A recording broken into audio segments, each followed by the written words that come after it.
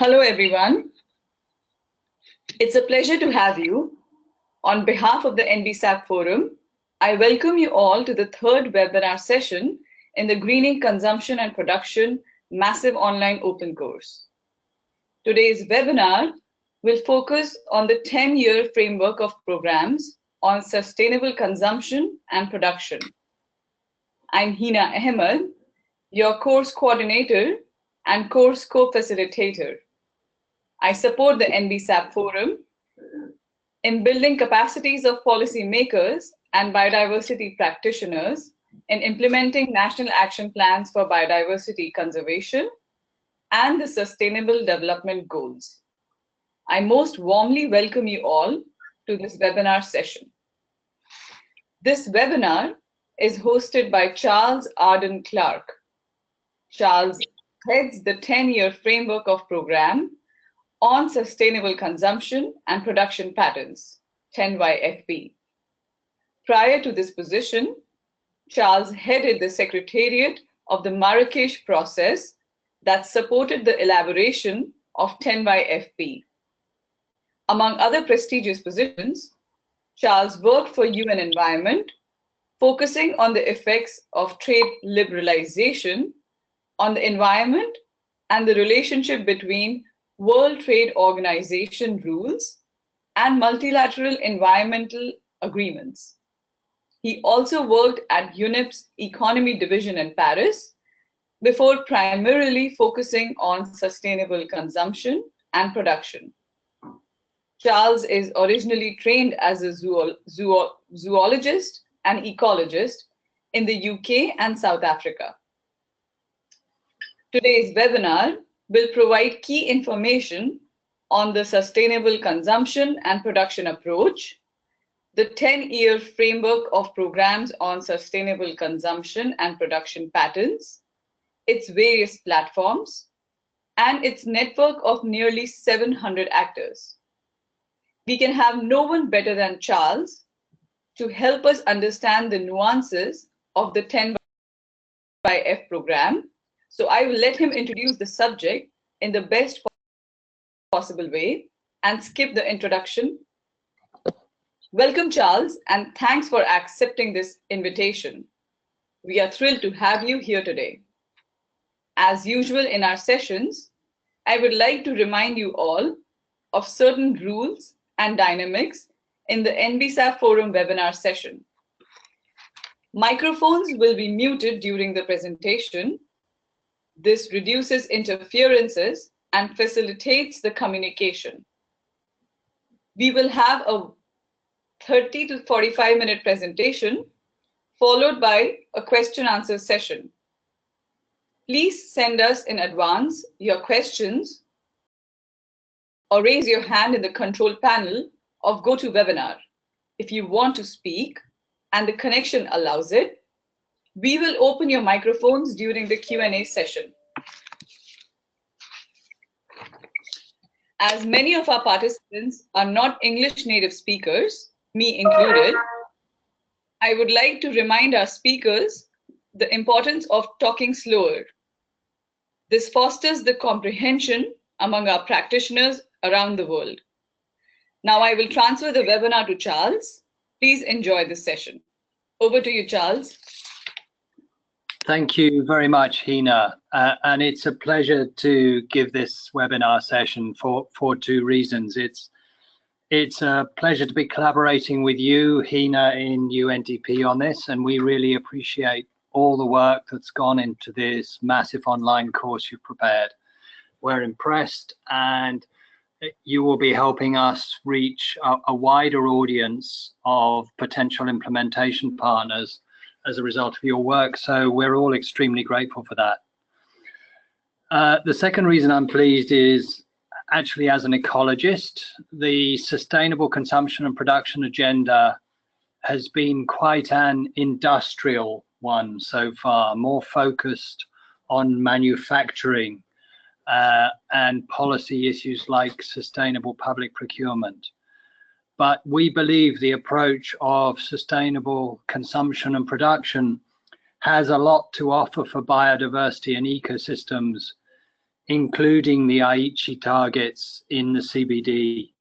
So we're very excited about this opportunity to speak to your community of practice.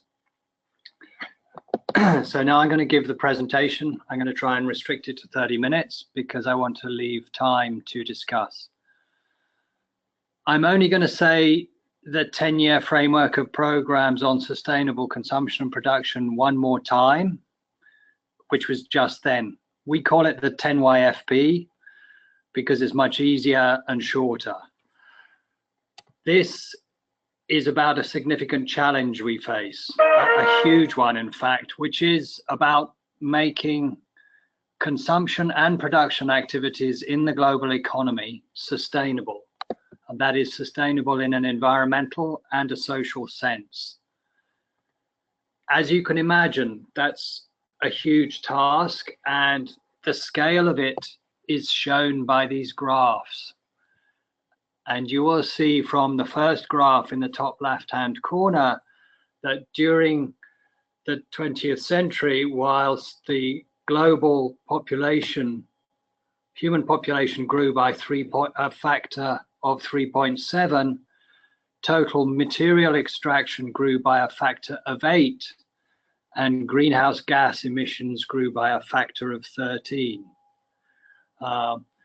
Over the same period, in the second graph, you can see that annual extraction of construction materials grew by a factor of 34, minerals by a factor of 27, fossil fuels by a factor of 12, and biomass by a factor of 3.6.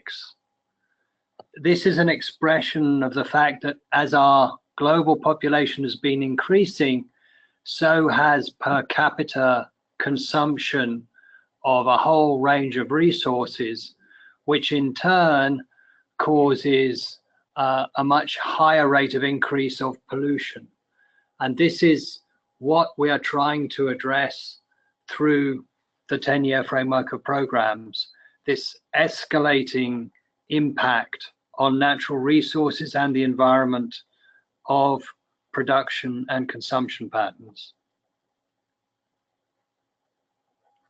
Sorry, I'm just trying to make the... So you can see this summarized again in this second slide, which asks, is our world on a sustainable path? And this is looking forwards now. We expect the world population of human beings to be 9.7 billion by 2050. With a business as usual scenario, this is of major concern. We expect 3 billion more middle class consumers by 2030, with much more resource intensive consumption patterns. With business as usual, we expect a 3 degrees centigrade rise in global temperatures, which is way beyond the safe limit of 2 degrees. 33% of soils around the world are already moderately to highly degraded.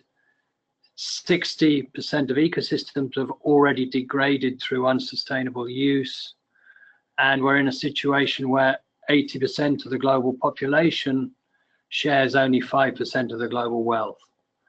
So we have to change these trends in the coming years. This means that achieving sustainable consumption and production patterns is absolutely central to sustainable development. Changing those patterns is about creating sustainable, circular and inclusive economies. It is a means to address increasing resource scarcity, of reducing environmental impacts and many forms of pollution, and of course the economic and social costs associated with those negative impacts. By producing and consuming more efficiently and with less pollution, we can improve the quality of life without increasing environmental degradation or compromising the resource needs of future generations. This is the concept of decoupling, which is now embedded in target 8.4 of the Sustainable Development Goals, which is the idea that we need to grow economically, but we must decouple that growth from the increase in environmental degradation. This implies a number of things, the most important two of which are that we need a systemic, holistic approach, and we require life cycle thinking. So we have to think about the impacts of goods and services all along their supply chain, from design through production, through delivery, through use to disposal. And you have to look at the life cycle of products to make sure that when you take action, whilst reducing an impact in one part of the life cycle, you don't increase it elsewhere. We also need to take a life cycle approach to guard against the rebound effect. This is the effect whereby if you produce things more efficiently, you lower their cost. If they're lower cost, people tend to buy more and consume more. And this is a critical factor, which means we must, at precisely the same time we look at sustainable production, we have to look at encouraging behaviors, the behavior of sustainable consumption. And this graph gives you an idea essentially of how decoupling works. And if you look on the graph, you see 4 lines. The highest line is human well-being, which we're aiming to increase through development. Below that is the line of economic activity, which is what that increase in human well-being is based upon. But if the brown line is basically business as usual, and that implies we have all the natural resource and environmental impacts of an increase in economic activity if there is no decoupling. So we need 2 types of decoupling. We need resource decoupling and impact decoupling. And the resource decoupling, which takes you down to the blue line, involves more efficient use of natural resources. So getting more from less, getting more energy from burning a given amount of biomass or a given amount of coal. And the impact decoupling is about reducing the pollution from economic activity. So essentially all the other environmental impacts beyond natural resource use. So what with decoupling we're hoping to do is we're hoping to get the yellow line, which is increase in human well-being, whilst we get a steady but slow decrease in overall impact, both resource decoupling and impact decoupling, to give us that lower green environmental impact line. That, of course, is a huge challenge. Increasing economic activity whilst reducing all those negative impacts. And this means that achieving sustainable consumption and production is really a multi-stakeholder challenge. We cannot do this, the governments alone, or the private sector alone, or NGOs, or consumers alone. It requires all of those groups working together, and I will return to this point. For those of you who haven't come across the concept of life cycle, here is a quick representation of it, which shows the life cycle of products.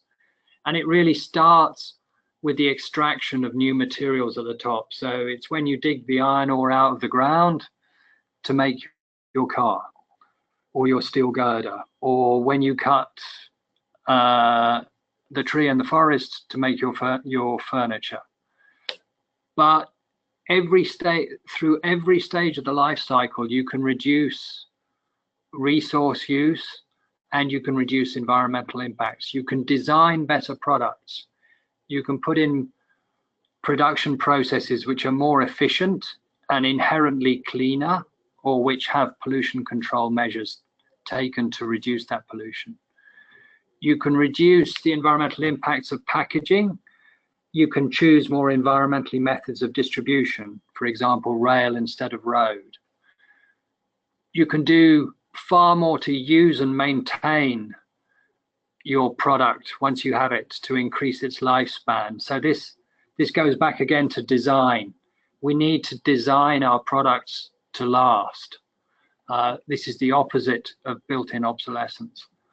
And then when the product is finally no longer useful, you need not just to throw it away, you need to reuse or recycle it. You need to recover it. You need to recover the materials from it and then feed those back into the production process again. So that is how you get the cycle. So the very last resort is the arrow that moves to the left at the top left-hand corner of the diagram, is incineration and disposal. The objective must be to make as few resources as possible go this route into final disposal or incineration.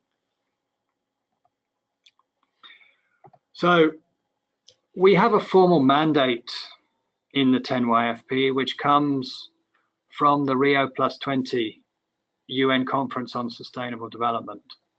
There is a long history to the creation of this global framework for capacity building and international cooperation on sustainable consumption and production, which you can trace back to the original Rio conference in 1992. At that conference, governments recognized that the major cause of continued deterioration of the global environment are unsustainable patterns of consumption and production. So we understood then in 1992 what the biggest problem was in terms of degradation to the planet, and also the negative impact that it was having on development prospects and current human welfare around the world. 10 years later, in Johannesburg at the World Summit on Sustainable Development, in the action plan that came out of that summit, sustainable consumption and production was recognized as one of 3 overarching objectives of and essential requirements for sustainable development.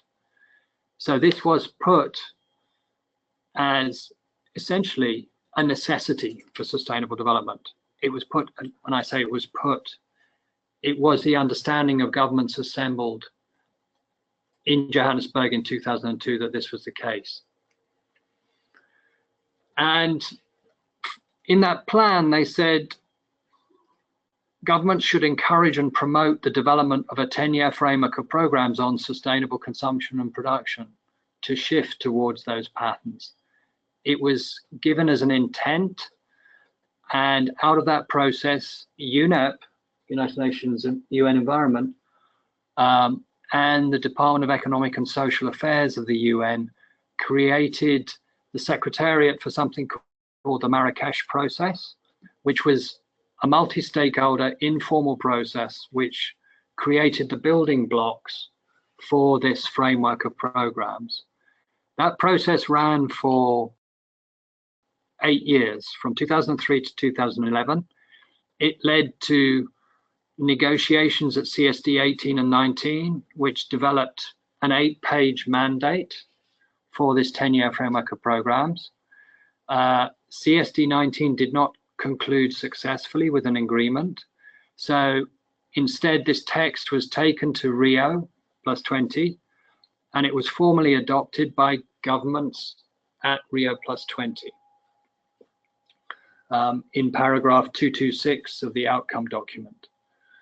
And this 8-page text, which is a kind of annex to the Rio+20 agreement, has guided us in building this framework.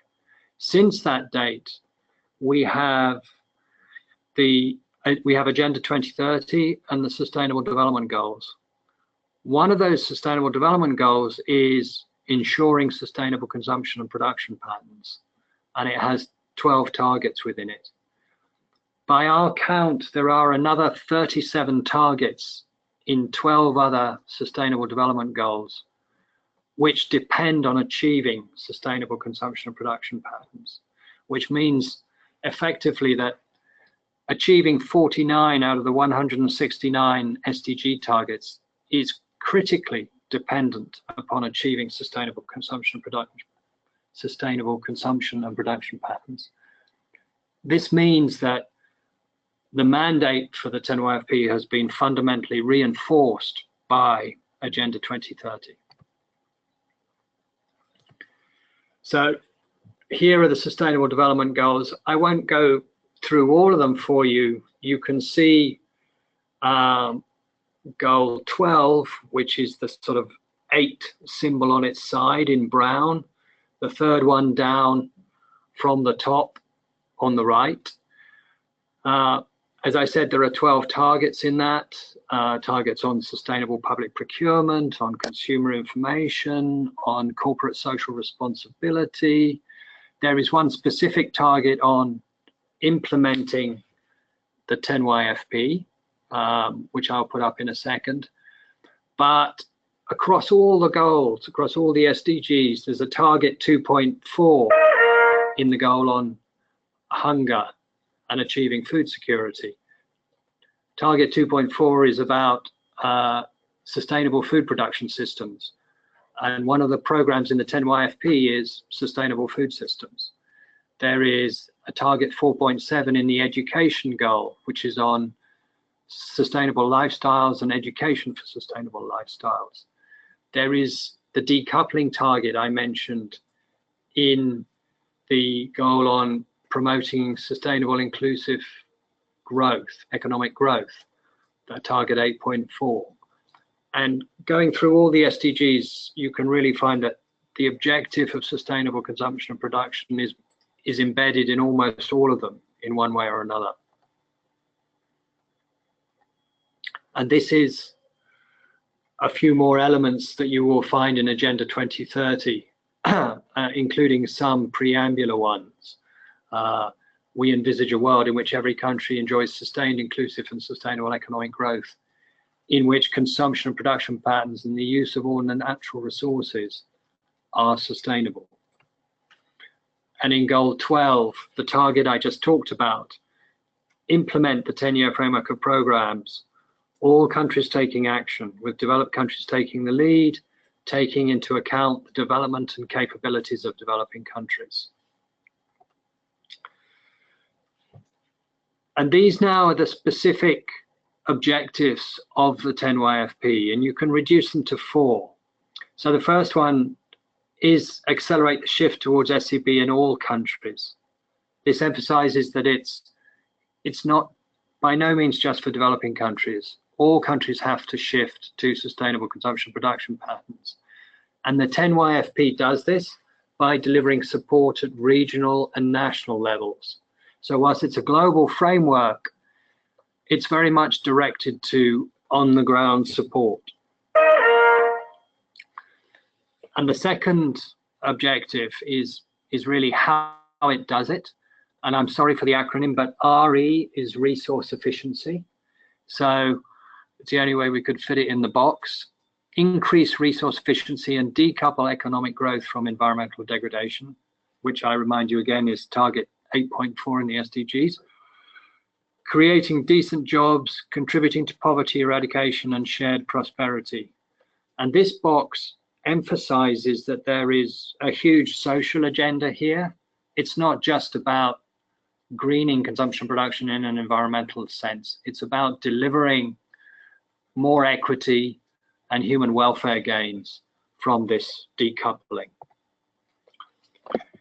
And the main way we do this from a capacity building perspective is by facilitating access to financial and technical assistance for developing countries to implement sustainable consumption production activities at all levels, but primarily at national and to a lesser extent regional levels.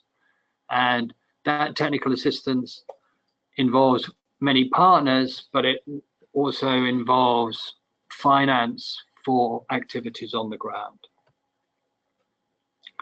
And finally, we're designed to serve as an information and knowledge sharing platform on SCP, Sustainable Consumption Production, to enable all stakeholders to exchange policies, tools, initiatives, and best practices to enhance cooperation for the shift to SCP patterns.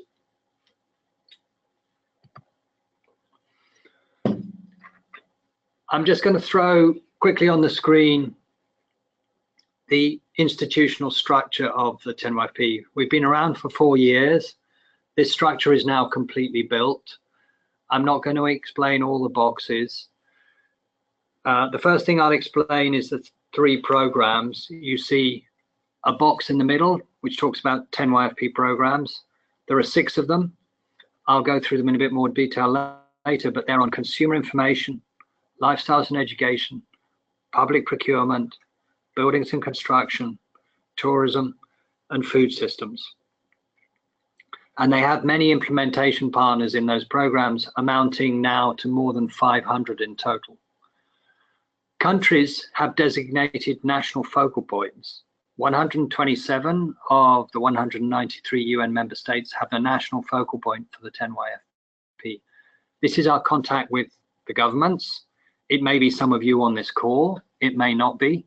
If you work in a government, you need to find out who your national focal point in the 10YFP is, and we in the Secretariat can tell you. The Secretariat is based here in UN Environment in Paris. There are nearly 10 of us, and we are kind of the glue that is supposed to make all this stuff work together. We have an intergovernmental board, and you can see the membership of that board. Only 10 governments: Kenya, Nigeria, South Korea, Indonesia, Albania, Romania, Argentina, Mexico, Germany, Turkey. We report to the High-Level Political Forum, which is the follow-up mechanism for Rio+20. We have an interagency coordination group, which includes 20 UN bodies, including UNDP, who are an actor, a key actor in the Sustainable Tourism Programme, and we hope in other ones too, soon. The link to Agenda 2030 is noted. We have on the left-hand side, you can see regional platform strategies and roadmaps. There are a number of SCP platforms and regional strategies which we interact with. There are national roundtables, and many countries have national SCP action plans. Something like 30 or 35 countries around the world have national SCP action plans. They're a bit like your NBSAPs, but they're oriented towards industry and the economy, not towards biodiversity and the ecosystems. So this is where, as I said at the beginning, I think there's a real complementarity to be had between linking the 10YFP to the NBSAP network. And then right at the bottom is our web platform, which is the Global SCP Clearinghouse. You will get the address for this at the end, and if I don't remember to point it out, please somebody remind me. But this is where you can find out a lot more about this whole structure, and where you can delve deeply into those programs. There are also stakeholder focal points, which represent the 9 major groups of the UN, plus some others, which is academia, women, farmers, NGOs, business. So this is one of the ways in which we get the broader stakeholder engagement, but we have extremely diverse programs with a mix of governments, private sector, NGOs, academia, think tanks. And we have a trust fund, sorry, which I should just put it back up. On the side, there is a 10YFP trust fund, which is funding projects in all the programs, as well as some of the more global and regional activities of the 10YFP. So accelerating change and achieving collective impact. By assembling all these actors together in this framework, we want to achieve a greater impact faster with more scale. So very quickly, each program has a lead of 3 or 4 organizations, and you can see them here. I'll only I'll only pick out 3 for now. So the program on sustainable public procurement is led by UNEP, and it has 2 other leads, Local Governments for Sustainability, ICLEI, and the Korean Environmental Industry and Technology Institute. The Sustainable Tourism Program, which is led by the UN World Tourism Organization and has co-leads of the Tourism and Ministries of Morocco and Korea and the Environment Ministry of France. And the Sustainable Food Systems Program, which is led by the Federal Office of Agriculture of Switzerland, the Department of Trade and Industry of South Africa, and the NGOs WWF and HIVOS, which, if you don't know, is a Dutch development NGO with a presence in and programs in more than 30 countries around the world. And these leads take on a responsibility to provide a full-time staff equivalent to drive the programs and to be not taking all the decisions, but to be nurturing and helping to steer the programs towards really strategic objectives. Each of these programs then has a multi-stakeholder advisory committee, and you can see this on this slide in the lower box, which decide on the strategy and approve the work plan of the program. And the idea of these 20 institutions is twofold. The first is that they're kind of a parliament for the program, bringing together different perspectives. So in this case, they're under the leads, which is the German Ministry of Environment, the Indonesian Ministry of Environment, and the NGO Consumers International. But this multi-stakeholder advisory committee helps to make sure that this isn't a top-down driven program. They also help to bring in the perspective of all these other institutions and all their expertise. So you can see in the multi-stakeholder advisory committee, they have a Brazilian NGO, Acatu, which is the I can't remember, the Society for Conscious Consumption. So it's a Brazilian NGO that works on sustainable consumption. They have a consultancy called 3 Keel, which works on sustainable consumption and production and resource efficiency. They have Microsoft from the business sector. They have the Sustainability Consortium, which includes Walmart. They have the governments of France, Chile, Brazil, and the UK. In addition to UNEP, they have the International Trade Center of the UN. They have the European Commission. They have the Global Eco-Labeling Network, and they have ISEAL, which is the International Alliance for Social and Environmental Labeling. And then there's a whole group of partners who are not expected to put so much into the program, but many of these partners actually benefit from the support that the program delivers. And altogether, you can see that in this program, there are a total of 109 actors, leads, members of the Multi-Stakeholder Advisory Committee, the MAC, as we call it, and the partners. So this is a very broad group of institutions who basically committed to work together to deliver reliable consumer information to promote sustainable consumption and production. Now, each of these programs serves as an open, inclusive, and collaborative platform and an accelerator for SCP. They exchange ideas, expertise, and share resources to deliver sustainable consumption and production on an operational, concrete, and increasing scale at regional and national levels. They build synergies and cooperation. Sometimes they don't do much more than bring existing projects together and turn them into larger scale projects that were isolated and fragmented. But when they do that, they can also attract more resources into those activities. By putting them together, they make them more attractive to other donors. They can also scale up and replicate successful policies for sustainable consumption production.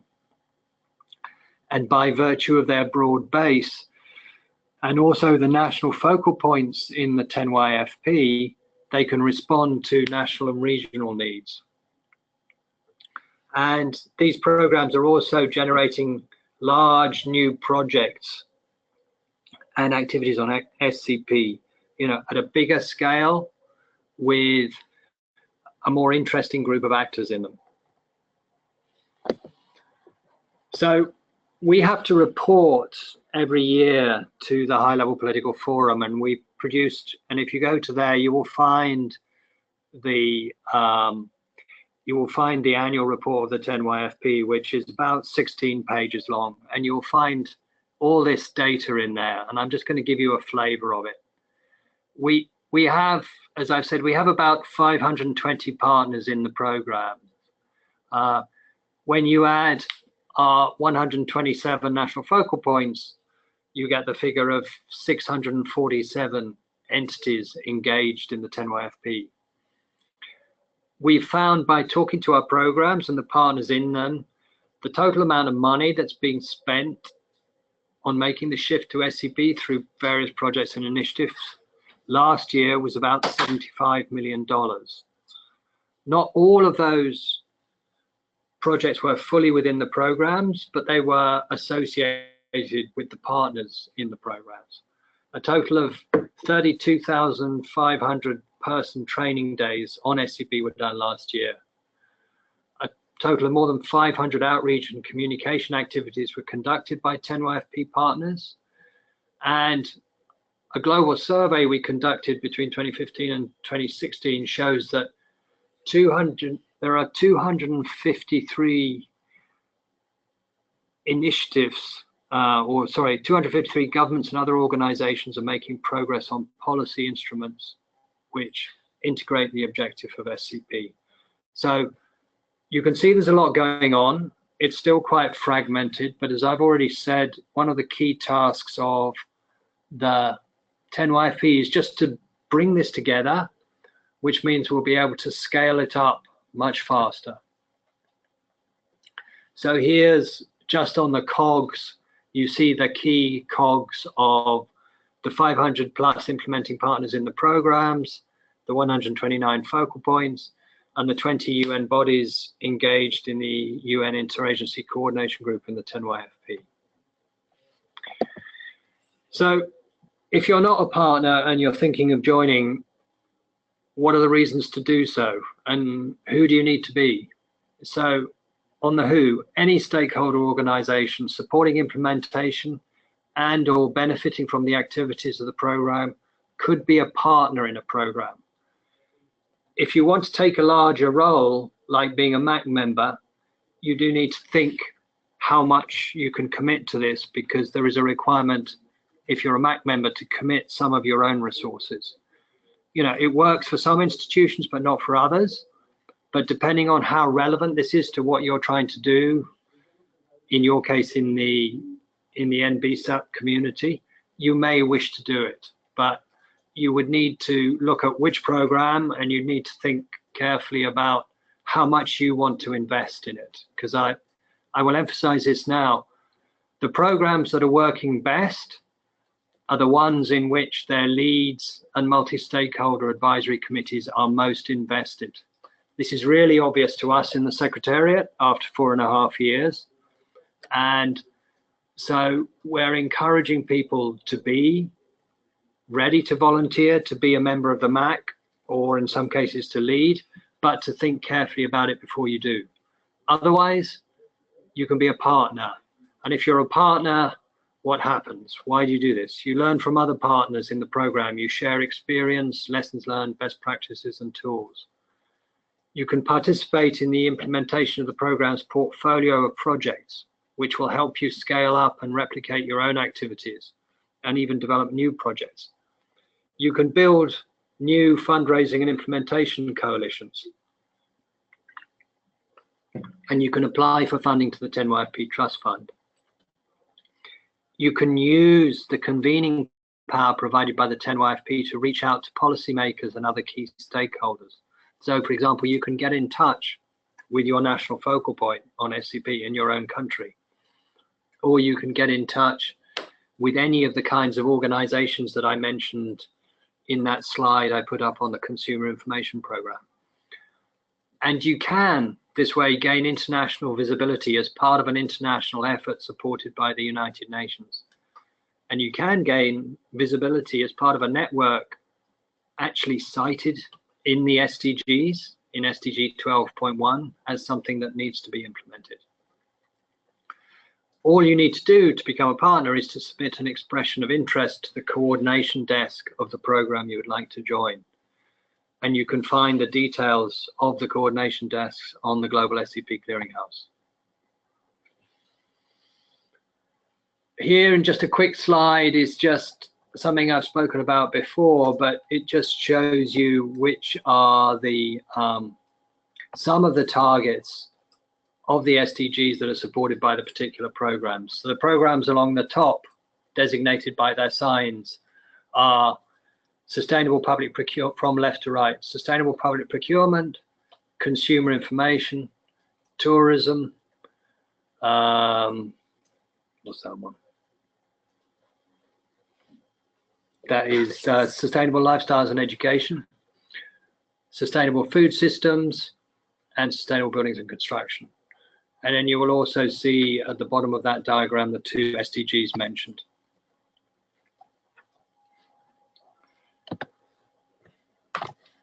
So to learn more about the global framework and to help implement your projects on the ground, you can go to this clearinghouse. So there it is, www.scpclearinghouse.org. Just very quickly, because I'm conscious of time here, just to show you some of the regional frameworks that are highly relevant to sustainable consumption production that different parts of the 10YFP are engaging in. And so in North America, we have the North American Commission from Environmental Cooperation, which involves the 3 countries involved in the NAFTA trade agreement. That's Mexico, Canada, and the US. We also have 2 national focal points. Well, I thought we had 3, but in any case, we definitely have them in USA and Mexico. I think we have one in Canada too. For the no, sorry, that's just North America, not counting Mexico. So Mexico, being a special case, is also in the Latin America and Caribbean region. So a member of 2 clubs. There is a LAC Regional Council. We have 24 national focal points there. There is a regional strategy on SCP for 10YFP implementation, which has been approved by the Ministers of Environment of that region. In the Arab region, we have a roadmap for implementation of the 10YFP, and we have 14 national focal points. In Africa, we have our African Roundtable on Sustainable Consumption Production. We have an African Regional Roadmap on 10YFP for 2014 to 2024. We have 31 national focal points. In Asia Pacific, we have a regional SCP roadmap, 16 national focal points.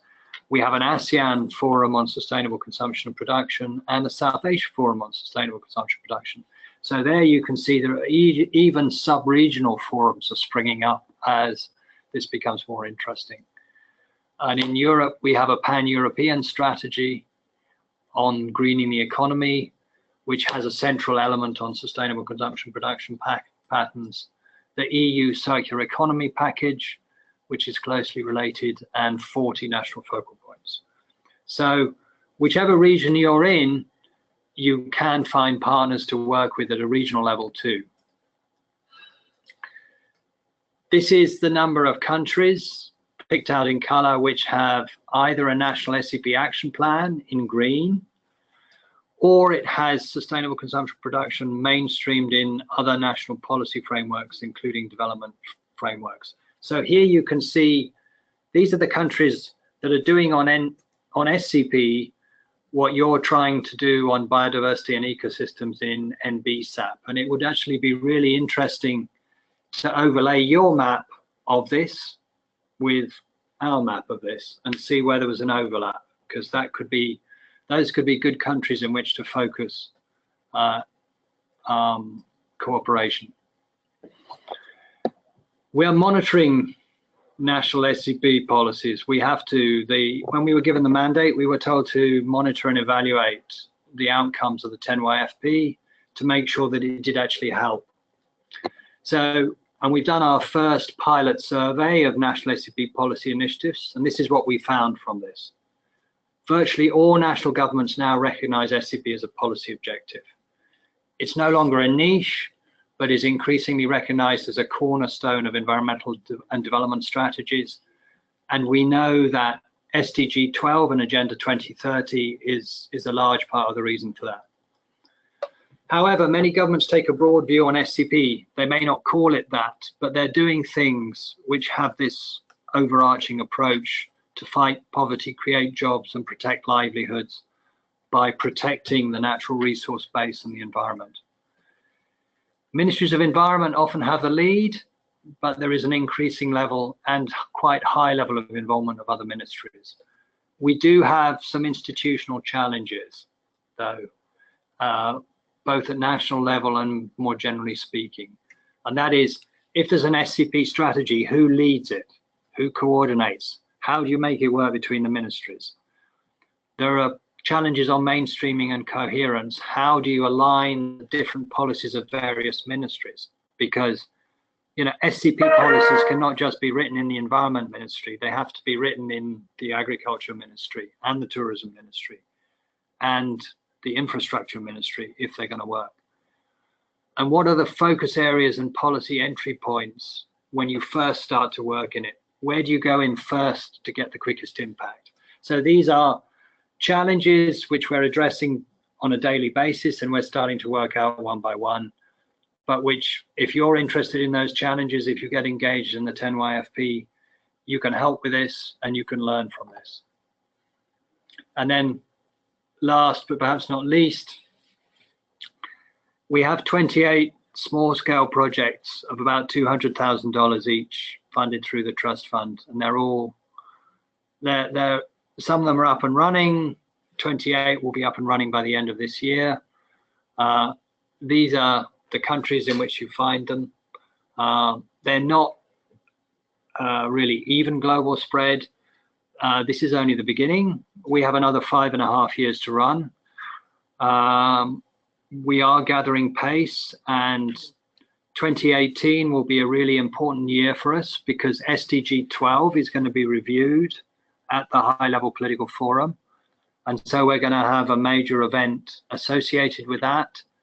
And there's going to be a midterm review of the 10YFP, which starts next month and runs for about 8 months, in which we learn our lessons from the first 5 years, work out how to do better in the next 5 years, and develop a strategy to do so. So that was the presentation.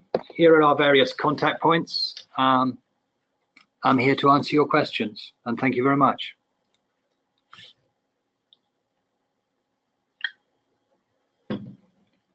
Many thanks, Charles, for sharing your valuable time with our participants. This was an extremely interesting presentation and most helpful for our course participants to begin week 3 of the MOOC. Now, I would like to invite our attendees to share their questions, doubts, and comments in the question box, or press the Raise Your Hand tab to participate in the question and answer session. Please use the control panel of the GoToWebinar platform. We can open your microphone or read your question depending on your preference. I strongly encourage you to ask questions. It's a rare privilege to have Charles with us today. Please don't hesitate. We can all learn from each other. Asking questions is one step towards it. I'm going to unmute Trevor Shaw. Trevor, can you hear me? Yes, I sent the questions written as well. Please go ahead and ask your question if you would like. Yes, I'm in Ottawa, Canada, and I'm very much interested in the presentation. This is my first question is, I think, was beyond the regional contacts or extensions. Is there a 10 YP program at work in Canada, in particular in terms of informing the consumer or consumer information? Working on consumer information, I'm just trying to remember, Trevor, if you know IISD, Institute for International Sustainable Development, they are in the Multi-Stakeholder Advisory Committee of the Sustainable Public Procurement Program, and I know they have interests in consumer information. I don't know if they're actually working on that in particular, but I know they're interested. There is general Canadian interest in the building and construction program. So there's a Canadian Green Building Council. Obviously, historically, there's been quite a lot of interest in sustainability in the agricultural sector too. In the past, we've had Canadian organizations involved in the sustainable tourism work related to sustainable consumption production. But my suggestion to you, Trevor, would be to go to the Global SCP Clearinghouse and look through the lists of partners in all the programs, and you'll be able to pick out where the Canadian activity is. But, you know, one of our most important partners in Canada is IISD. Thank you, Charles. The next hand raised is by Anil Kumar Nadesa. Anil, I'm going to unmute you now so that you can ask your question. Anil, can you hear us? Yeah, I can hear you properly. Can you hear us? Can you hear me? Yes, I can. Please go ahead and ask the question. Okay, so the presentation was very informative and interesting. I have one question with reference to the capacity building, particularly the technical assistance for developing countries. Could you elaborate what sort of technical assistance for developing countries? Is it a kind of global program, or is it linked with the national focal points? Anil, can you hear us? It's not. I can hear you very clearly. Yeah, I asked the question as well. Yeah. I heard Anil very well, Hina. Okay, great. So it's not that the national focal points help to facilitate it, and sometimes, you know, the requests come from the national focal points. But the way that technical assistance has largely been awarded so far is through calls for proposals from the trust fund. So to give you an example, just the Sustainable Public Procurement Program, there are 3 projects running under this now, and they are with the national government of Uruguay, the Western Cape province of South Africa, and Quezon City in the Philippines. So that's a local authority. And in each case, those public authorities have asked the Sustainable Public Procurement Program to help them design and implement a sustainable public procurement policy. So a policy which uses their public spending to buy sustainable goods and services. And that's the kind of support we give. We can give support to not-for-profit NGOs. We can only give this support to institutions based in developing countries and economies in transition. But the idea is that the support is usually at the national, occasionally at the regional level. And so the national focal point, if the country has one, will be informed and may be involved in the project, but doesn't have to be. And I'll just reiterate again that the proposal can come from an NGO. We get a lot of proposals. I mean, we've been able to fund 28 so far. We received more than 500 eligible proposals. So there's a very high demand for this. And there is a technical evaluation process, which is run by the leadership and the MACs, the multi-stakeholder advisory committees of the programs, where they evaluate what's the best project, you know, in purely technical terms, but also what's the best project to help have a wider effect through the 10YFP. Thank you, Charles. The next hand raised is by Camilla Cavallari. Camilla, I'm going to unmute you now. Please ask your question. Camilla, can you hear us? Camilla? Hello, can you hear me? Yes, we can. Okay. Please go ahead and ask your question. Thank you. Charles, would you kindly share with us the kind of activities or initiatives that the 10YFP is planning or implementing to promote cooperation between countries, especially on South-South Cooperation? Thank you for that question, Camilla. We held a conference last month in Brasilia with the financial support of the Brazilian Ministry of Environment on South-South Cooperation, which was focused on cooperation between Africa and Latin America and the Caribbean.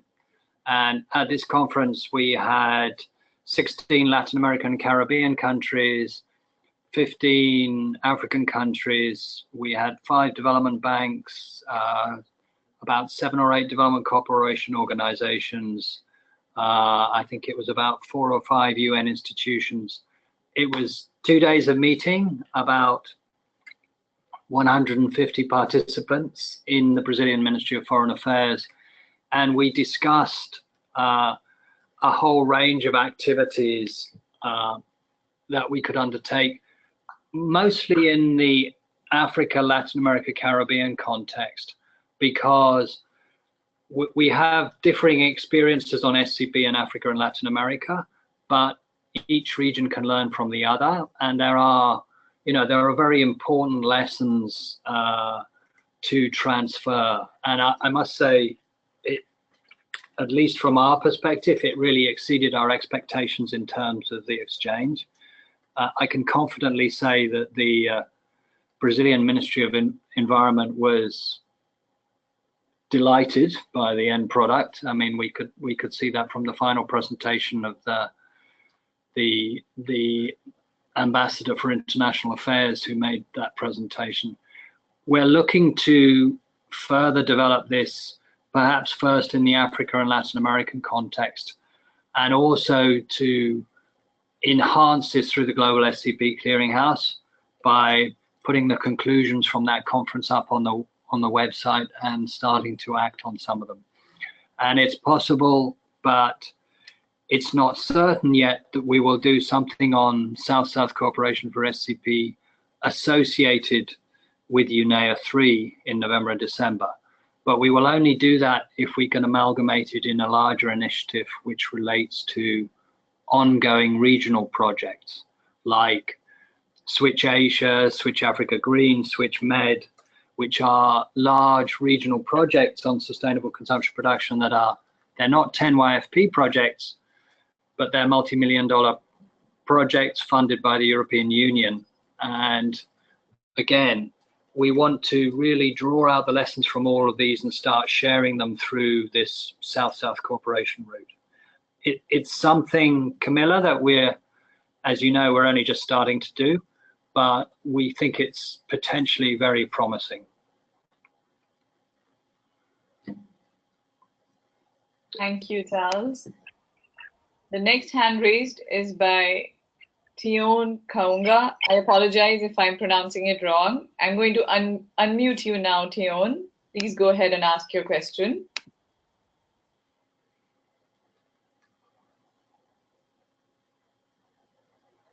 I think Tion's mic is not working. The next hand raised is by Akiri Elvis. I'm going to unmute you now, Akiri. Apologies if I'm pronouncing your name incorrectly. Please ask your question. Can you hear us? Akiri, can you hear us?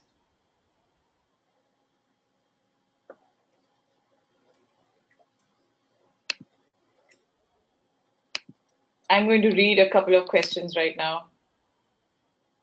The next question is by John Christopher. What were your initial problems during the implementation of the program? How did you troubleshoot it? Over to you, Charles.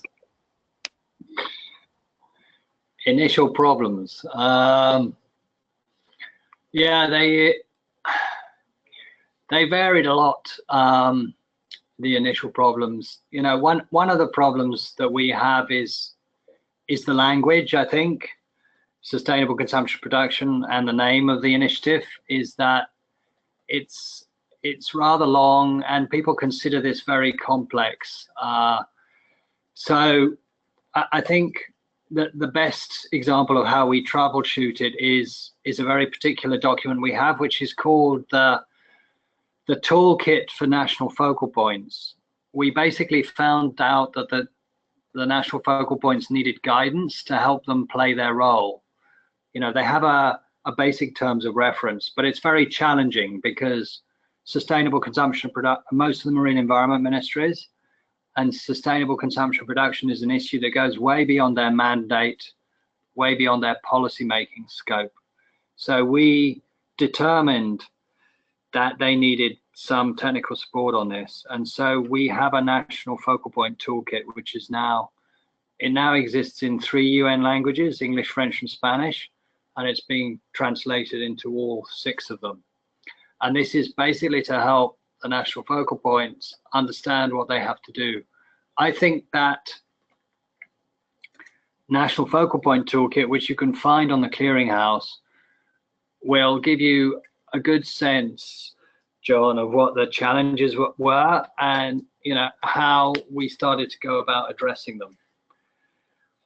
I think the other challenge where we're addressing now is the one of leadership, that the structure of the programs is quite a good one, with leads, an advisory committee and partners, but you really do need leadership, which means you need investment from the leads in the programs, and to a lesser extent the advisory committee.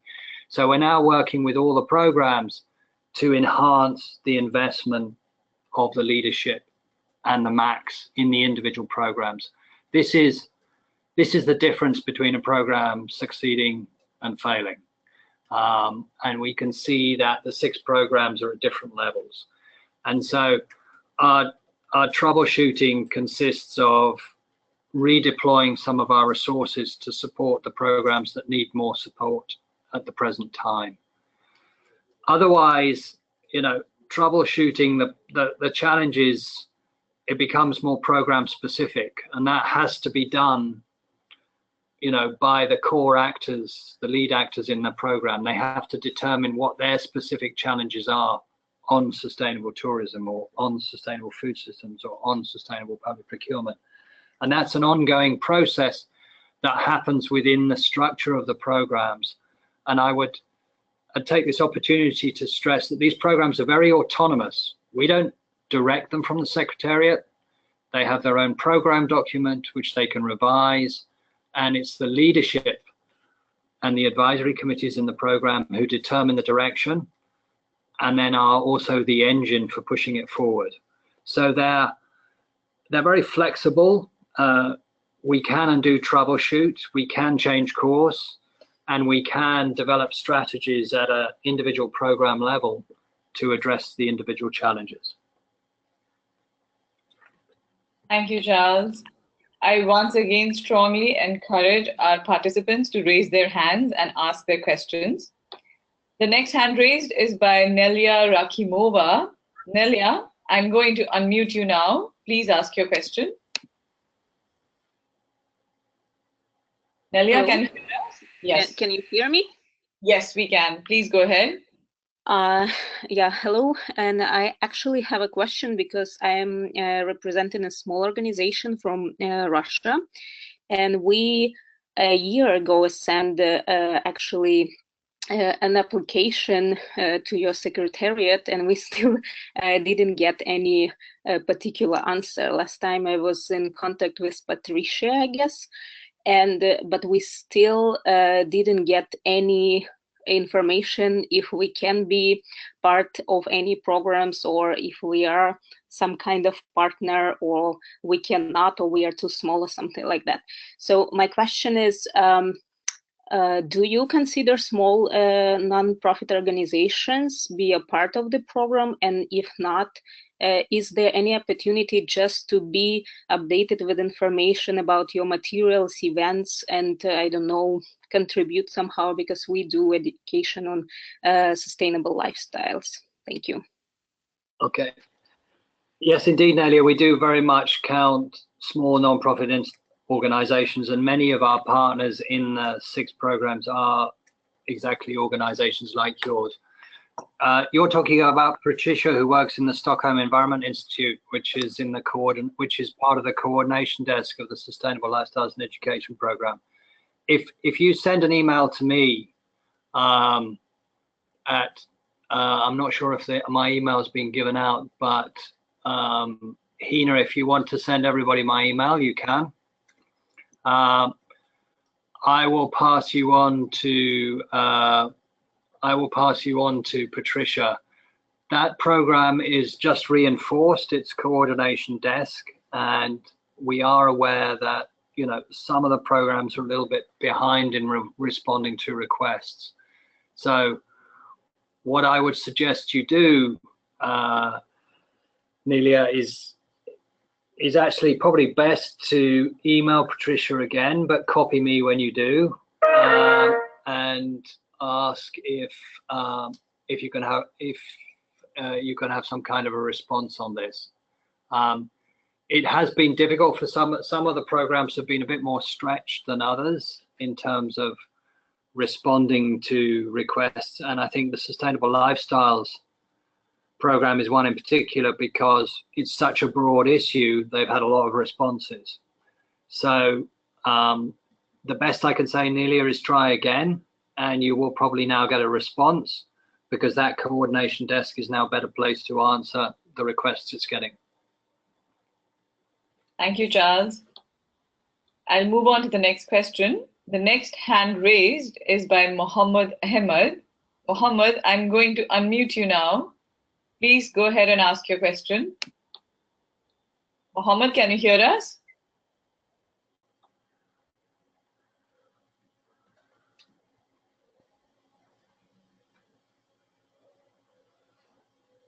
Oh, I think Mohammed is on phone, and I'll move on to the next hand raised. The next hand raised is by Gad Amankwa. Gad, I'm going to unmute you now. Please go ahead and ask your question.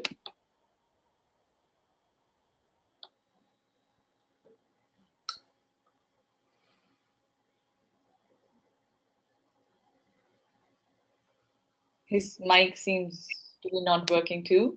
I'll take a couple of questions.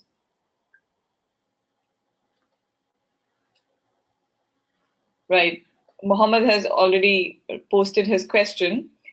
In Somalia, there are many people who cut off trees illegally to make charcoal. Sorry. I think I'll read that question later on. The next question is by Nivedita Khandekar. It has always been found that the rich economies are the most excessive consumers and producers today. Developing countries, in comparison, are frugal consumers. How can we address this dichotomy and make richer countries, especially individuals, bring down their consumption and improve production practices? Charles, would you like me to repeat the question?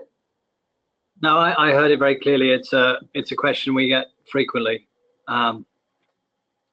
So this is why there was an important text which was buried in my presentation, which said that, and it's actually in SDG target 12.1 on implementation of 10 YFP, which talks about leadership from developed countries. And the idea of leadership is twofold here.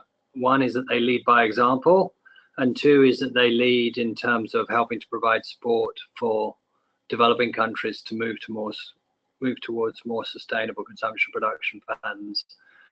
And a lot of developed countries are making efforts in this regard.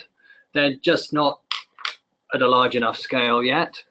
but some of them are truly strategic. I mean, the European Union has a major circular economy policy, which is, and I mentioned circularity in the context of the lifestyle of their life cycle approach. And they have an increasing number of policies which are devoted to making production more resource efficient and to helping to change lifestyles of consumers in the north.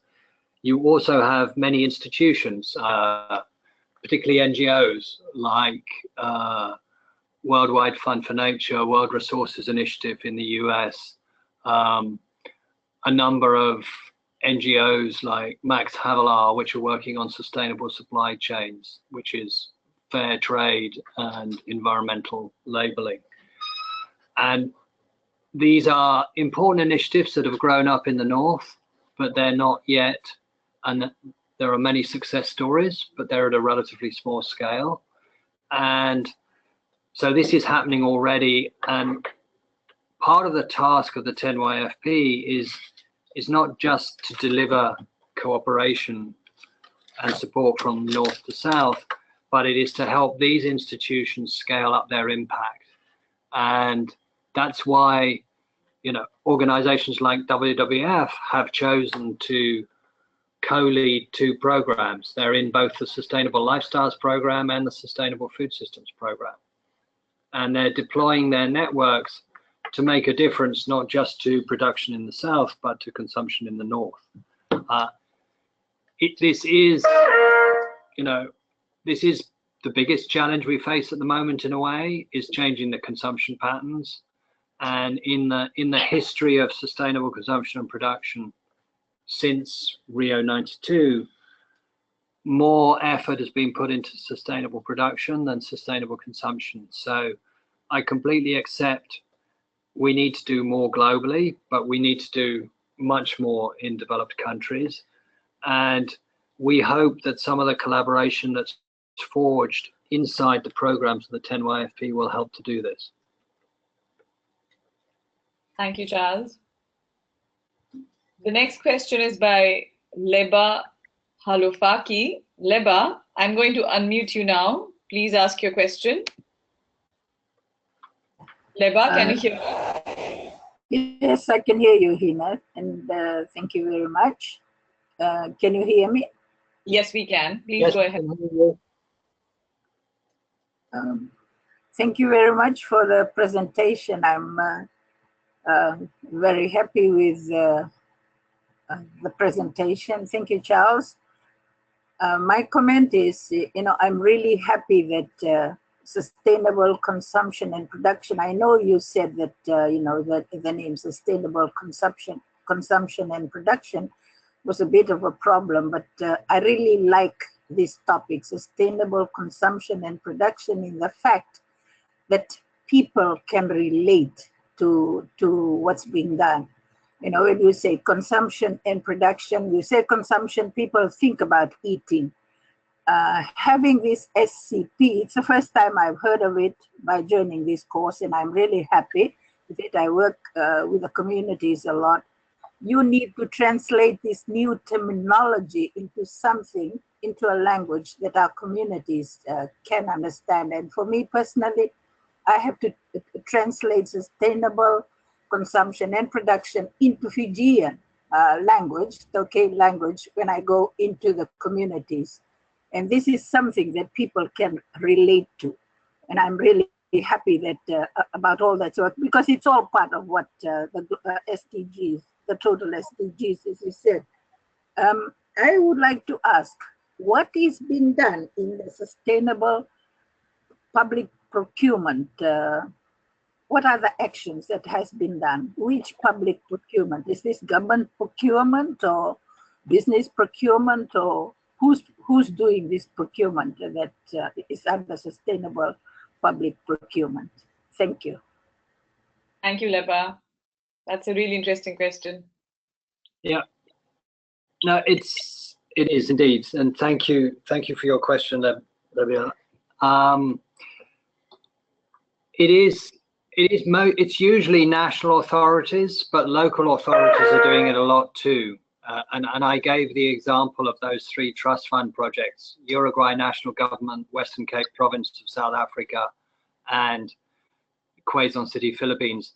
And in all those cases, they want, as far as they can, they want all their procurement to be sustainable. So they want to buy goods and services which are sustainable, which have good, or minimal environmental impacts and good social impacts from their production and use. And you've had a trend for quite a long time. Very specific example in developed countries, particularly in Europe, a lot of local authorities started buying Forest Stewardship Council timber-based products years ago, 10, 15 years ago. IKEA, well, this is actually private procurement, buys FSC products and puts it in their shops. And that is something that's been going on with individual local authorities and in some cases with governments. The EU has a green public procurement policy. So they have a policy in the European Union which is supposed to green all of government buying in all the members of the EU. And those actions are going on, but they need to be reinforced and accelerated. And the partners, and I would suggest that you look at the Global SCP Clearinghouse and go into that program and dig deeper to see what's happening in it. And we're providing guidance, general guidance for public authorities that want to apply a public procurement policy.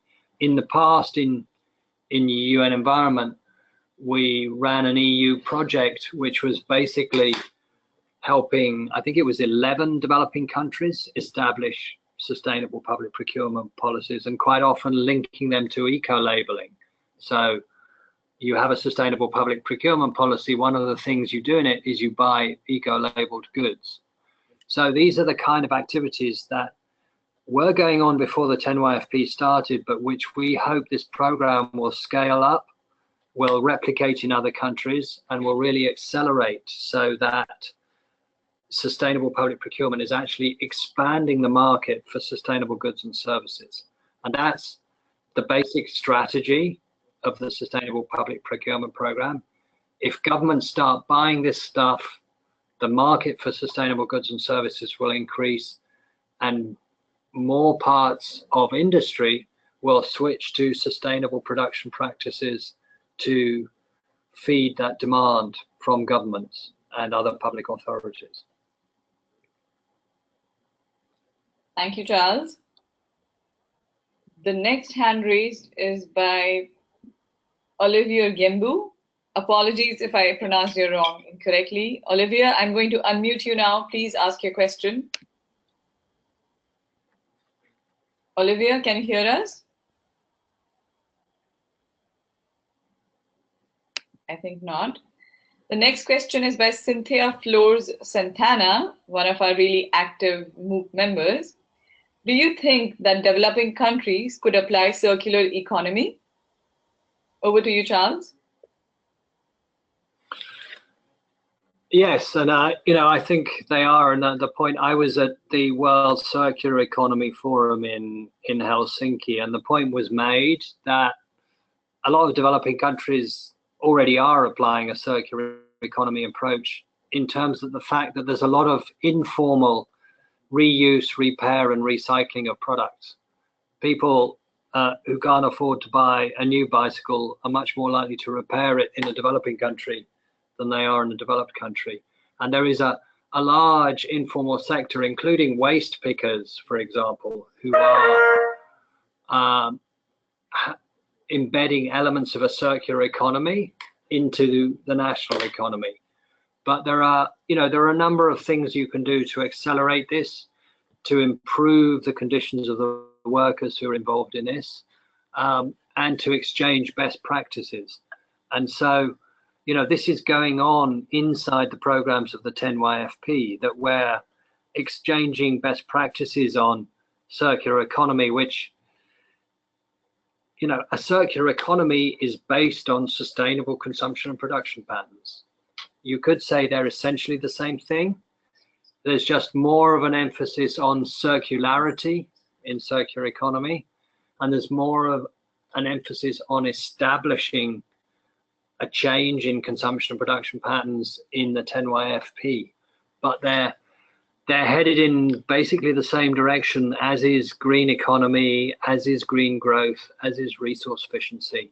And we have a little bit of a word soup out there that all these terms exist.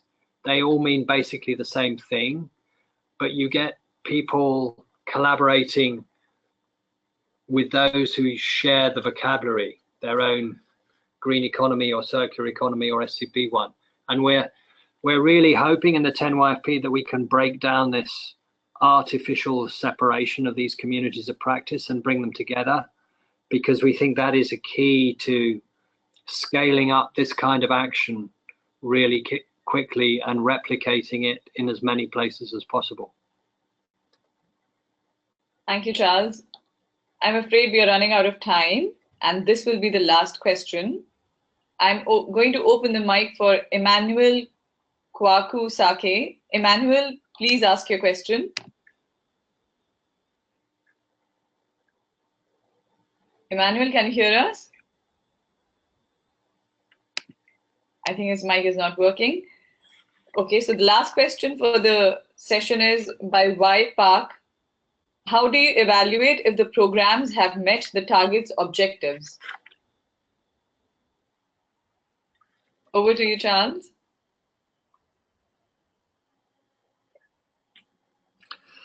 Okay, we now have an indicator framework, which a 10YFP indicator framework, which you can find on the Global SCP Clearinghouse.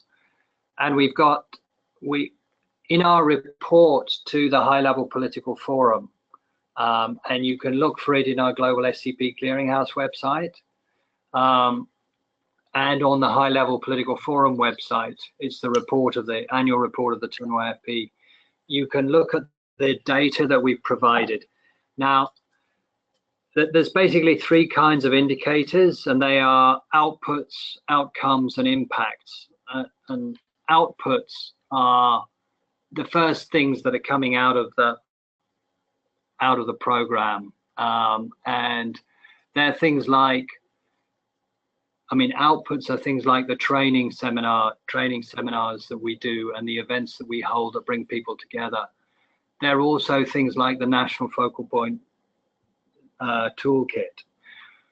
Outcomes are when we actually start to change something, or when we start to influence policies, and you'll see those coming from the trust fund projects. So like when Uruguay and Western Cape Province of South Africa and Quezon City in the Philippines, when they have finally a sustainable public procurement policy, which should be at the end of the project in 1.5 years' time, that will be your outcome, a policy. And then the next level, which will take another couple of years to get to, is what does that policy change?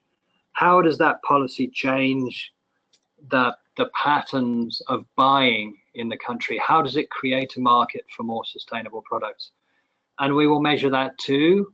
And we're using some of the SDG indicators to do that. So we found a number of indicators for the SDGs, which are actually very closely aligned with the objectives of the 10YFP programs.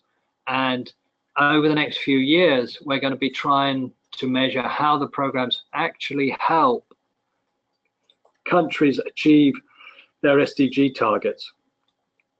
And I would stress here that we're not seeing impacts yet. That's further down the line. We're just starting to see the outputs, but they are starting to turn up.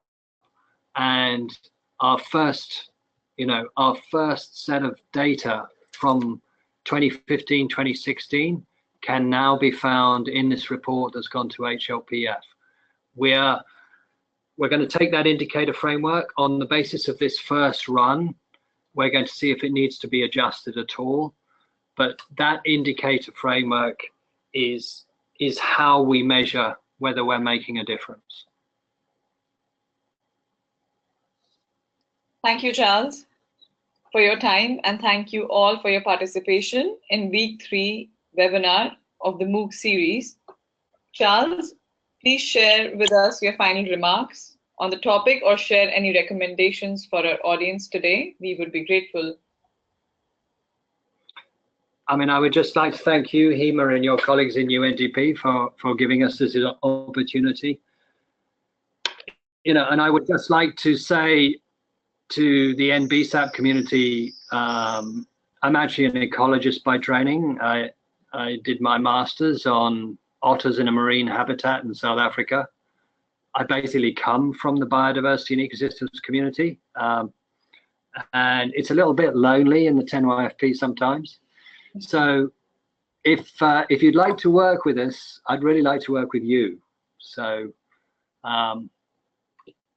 that's my last remark. Thank you, Charles, and we would love to work with you too.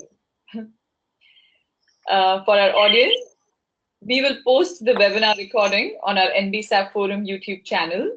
The webinar recording link, along with a copy of the presentation, will also be posted on the Conservation Training Course Room, sent via email to all MOOC registrants, and posted on the NBSAP Forum homepage.